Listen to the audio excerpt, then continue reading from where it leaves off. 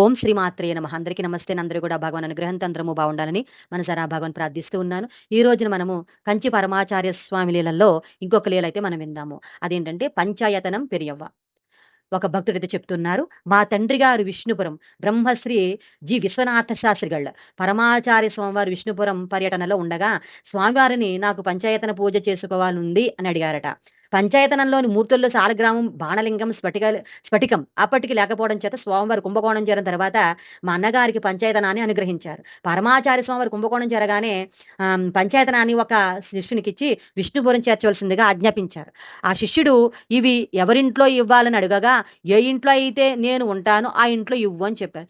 ఆ శిష్యుడు విష్ణుపురం అగ్రహారంలోని ప్రతి ఇంటి మెట్లు ఎక్కి దిగి ఎక్కడ పరమాచార్య స్వామి ఎక్కడ కనబడకపోవడంతో అలసిపోయి మా ఇంటి ముందన అరుగుపై కూర్చుని లోపలికి తొంగి చూశాడు. అతని ఒక్కసారిగా చాలా సంతోషం వేసింది.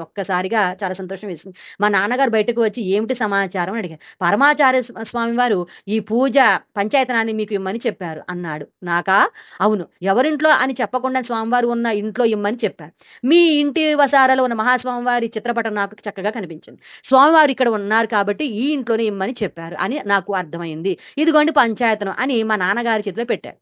మహాస్వామివారు సర్వకాలములయందు మా ఇంట్లో నివసిస్తున్నారని మాకు ఎప్పుడూ నమ్మకం. ఆదిశంకరాచార్యులు నిత్య దేవతార్చనలో భాగంగా పంచాయతన పూజను ప్రవేశపెట్టారు. పంచాయతనలో శివుడు, విష్ణువు, అంబిక, గణపతి, సూర్యుడు ఉంటారు.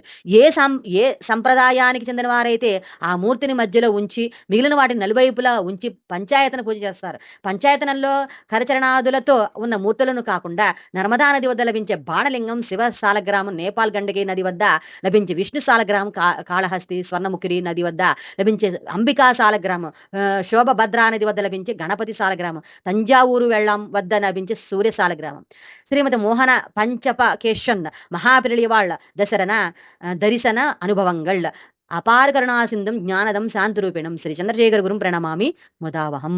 ఈ విధంగా స్వామివారు పంచాయతనం గురించి వివరం అయితే మనం విన్నాం కదా. తర్వాత మనం ఇంకొక లీల అయితే మనం విందాము. అంతవరకు స్వస్తి. ఆ భగవాన్ యొక్క అనుగ్రహణ మనందరిపైన ఉండని కోరుకుంటూ ఉన్నాను. సర్వేజన సుఖనం సమస్త మంగళాన్ని స్వస్తి.